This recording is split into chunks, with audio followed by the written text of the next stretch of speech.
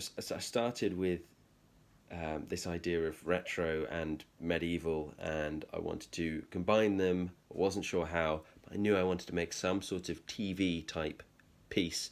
I love A B structures where the A and the B are very different to one another. So I wanted to do something like that, and I knew I was involving the flute. And yeah, so the medieval is very grotesque Feast of Fools, and the retro is very sort of kitsch 80s game show, and they've come in all sorts of different ways. Those two ideas.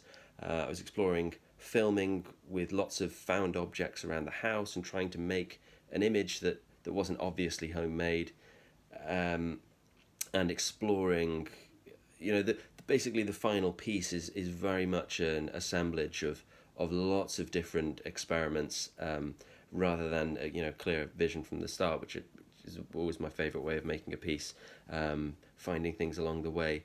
The B section is my cousin Tom, who's a LARPer. He does battle reenactments, and he's got an amazing suit of armour and some medieval weaponry, and so I asked him to make a film of him out in the countryside.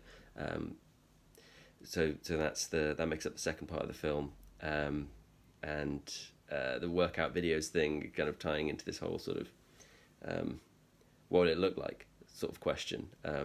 You see these things come up on Instagram all the time, but as this medieval night, it's sort of a very different sort of feel. And I love MIDI. There's lots of MIDI in this, synthesizers and very specific synthesizers like the Roland R5 drum synth and the Seinfeld slap bass.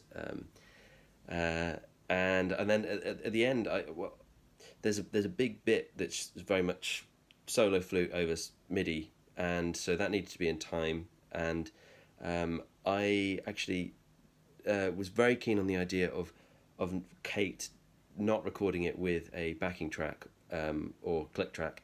I like the idea of her just really going for it and being quite free, and just having fun, really getting into it. So I made quite a tight, or sort of 4/4 sort of MIDI piece that's very straight, and then heavily manipulated that around the flute, which I really love that, like the sort of the human offsetting the computerized, which is I think that's a nice thing to come out of this situation for me.